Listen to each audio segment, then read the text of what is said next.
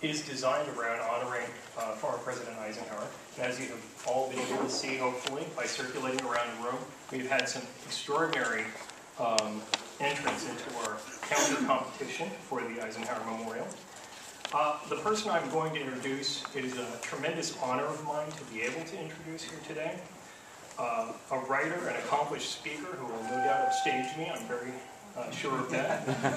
President of Eisenhower Group, works in strategic consulting, chairman of the Eisenhower Institute, working in leadership and public policy, noted for her work on the Soviet Union and on energy issues, counterproliferation, formerly working in international security, arms control, and on nuclear nonproliferation issues. Effectively, this is a very serious foreign policy individual whose name you probably do know if you know anything about foreign policy issues. She's been on the NASA Advisory Council, worked for the Baker-Cutler Commission, and is on numerous academic and corporate advisory boards. And most importantly for today, I think, is the fact that she's the granddaughter of the man who is the reason we're all here. And with that, I think I will turn it over to Ms. Susan Eisenhower. I guess it doesn't matter whether the introduction is correct or accurate. It sounds very dull next to what I'm seeing here behind me. I must say I've always been extremely interested in public art and architecture in particular, and not because I have any training in this, but I'm a great observer. And so it gives me a lot of pleasure to stop by and see these wonderful things that you've done.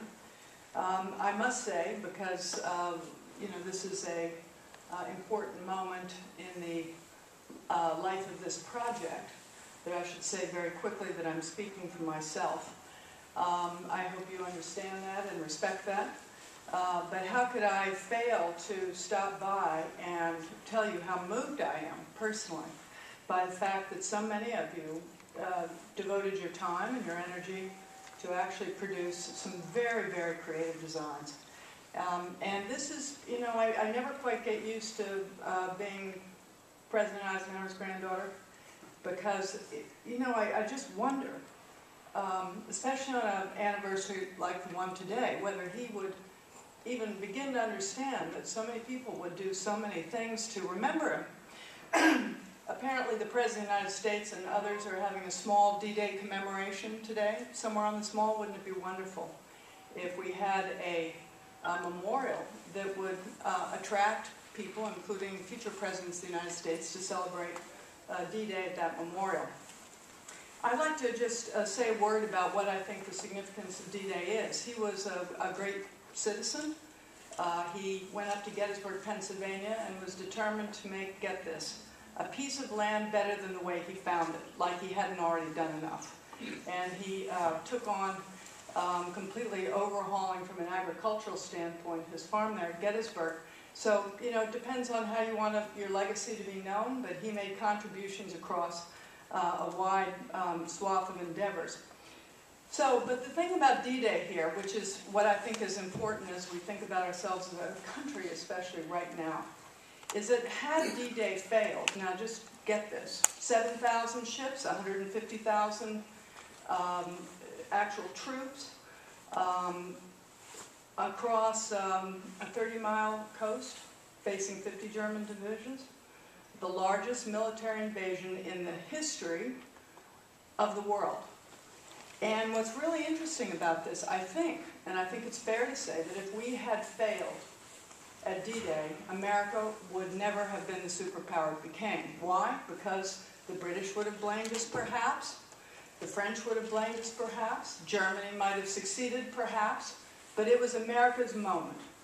And America delivered, and delivered in spades. And what became the America we know today was really made possible by the fact that these Yankees, who came over from the United States, I don't even have to quote the British saying about that, do I? You know, arrived to do a job, and they did it in spades. And so, you know, it's not enough just to think of this person in a one-dimensional way, and yet, as I've been through this process, I've been struck by how complicated people have made it. It's really not that complicated, and I think that I see so many wonderful examples of how things can be boiled down into their elegant simplicity here that is deeply impressive.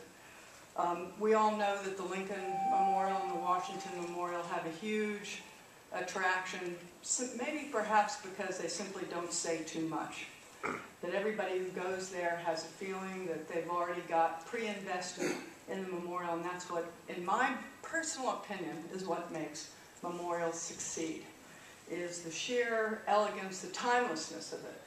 Because, you know, if Dwight Eisenhower, I shouldn't say if, since Dwight Eisenhower held the record on balancing the budget during one of the most threatening periods of American history, when after the Soviet Union had tested the hydrogen bomb.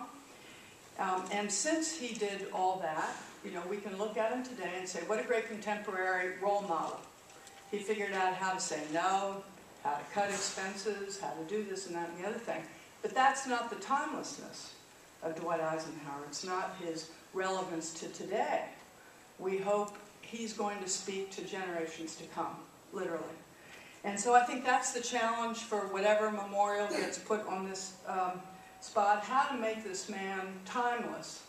Now I've got grandchildren, so certainly for my grandchildren, but how about for their grandchildren? Because we're already into the great grandchildren, maybe 3 grades, I don't know, we'll have to think about that. Dwight Eisenhower. So it doesn't take much time to get into multiple generations here.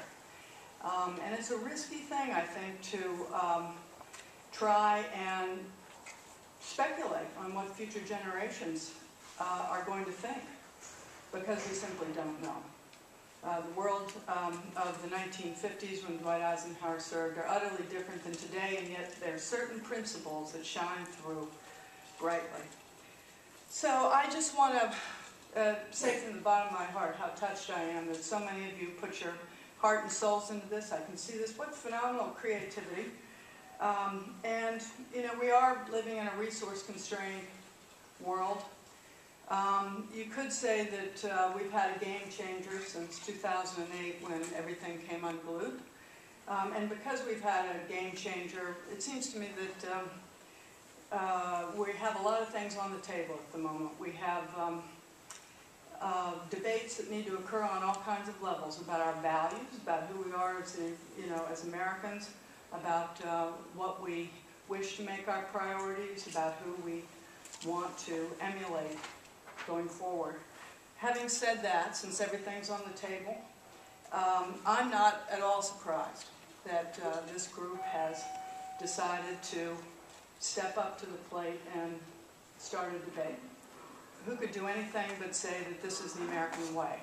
Congratulations to you. And I think it's not only perfectly natural, it's absolutely appropriate.